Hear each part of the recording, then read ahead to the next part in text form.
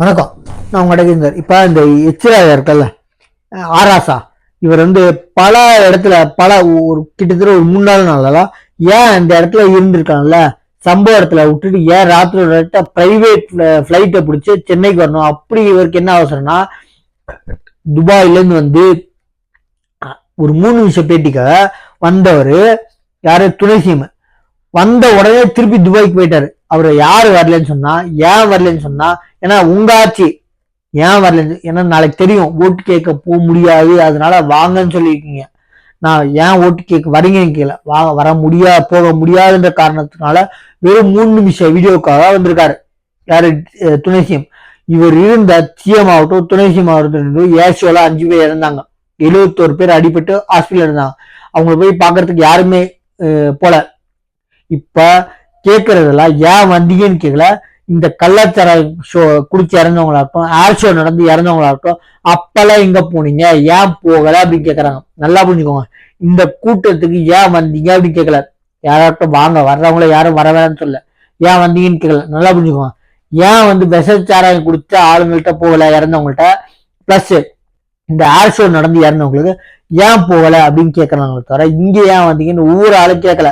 அப்போ சந்தேகம் ஜாஸ்தி ஆகுது. நீங்க பண்ணிக்கலாம், இந்த எச்ராஜ் ஆராசா திருப்பி கரூர்ல இருந்து ஏன் அவசரமா விஜய் போயிட்டாருன்னா, இவரு போன இடத்துல 3 கார் மாறி போயிருக்காரு. இன்னொன்னு பல முறையா கேட்டுக்காரு, நான் போறேன்னு அவங்க சொல்லியிருக்காங்க. போலீஸ்காரங்க, உங்க போலீஸ்காரங்க, உங்க கைக்கூலி, உங்க கட்சியோட கைக்கூலி போலீஸ்காரங்க, போனா பிரச்சனை பெருசா வரும், நீங்க போங்க நான் பாத்துக்கிறோம் அப்படின்னு சொல்லி போலீஸ்காரங்க சொன்னதுனாலதான் போனவே தவிர இப்போ வீடியோ போட்டிருக்காரு. ஏன் வீடியோ கூட போடலன்னு கேட்டவங்க, இப்போ வீடியோ போட்டதுக்கு அப்புறமும் வீடியோவில் மட்டும் சொல்லிட்டா போதுமா அப்படின்னு வீடியோ போடலன்னீங்க. வீடியோ போட்டா ஏன் போட்டுட்டீங்க? வீடியோ மட்டுமே போட்டா என்னங்க பண்ணும் இருக்கு?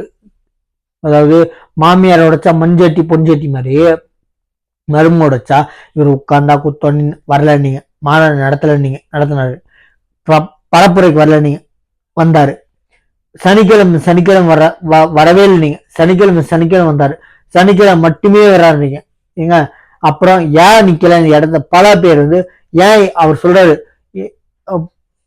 பொதுமக்களும் சரி, என்னைய ஆதரிச்சு பேசினா பல கட்சிகளோட தலைவர்கள் சரி, யாரு என்ன ஆதரிச்சு பேசினாலும் ரொம்ப நன்றி, எனக்கு ரொம்ப இன்னமும் வெளியே வரல, மன கஷ்டத்துல இருக்கேன், கண்டிப்பா வருவேன், ஒவ்வொரு வீட்டுக்கும் வருவேன், சந்திப்பேன் அப்படி இருக்காரு. நான் அனுப்புவேன்னு சொல்ல, கண்டிப்பா சந்திப்பேன் அப்படின்னு இருக்காரு. அப்போ இந்த இழிச்சவாய் ஆராசா எம்பியா இருக்கிறோம், அவர் பேசின காரணங்கள் ஒவ்வொரும் ஏன் இருக்கலான்னு திருப்பி சொல்ற மேல ஏன் பொய்யா பிரச்சனை பண்ணி டிஎம்கே ஆளுங்களை, டிவிகே ஆளுங்களை மீறியமா போய் அடிதடி பண்ணுங்கன்னு மறைமுகமா சொல்ற மேல ஏன் எஃப்ஐஆர் பதியல, ஏன் விசாரிக்கல நான் கேக்குறேன்.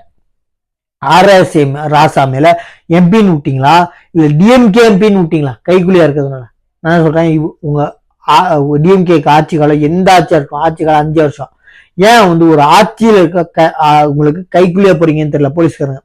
அடுத்த ஆட்சியில கண்டிப்பா வருவாங்களே இல்லைன்னு சொல்ல, எந்த ஆட்சியா இருந்தாலும் 5 வருஷங்க கைக்குலியா ஏன் போறீங்க சொல்றேன். ஏன் கோனா இவரு எம்பி ஆராசா ஒரு தூண்டுதல் பேர்ல சண்டை போடுங்கன்னு ஒரு தூண்டுதல் பேர்ல பண்றாருன்னு தோணுது. இவர் வாயடக்கலன்னா நெக்ஸ்ட் இவரே தூண்டுதல் பேர்ல டிஎம்கே ஆளுங்க பிரச்சனையில ஈடுபடுவாங்க. சரிங்களா? நம்ம சேனலை சப்ஸ்கிரைப் பண்ணி பாருங்க. தேங்க்யூ.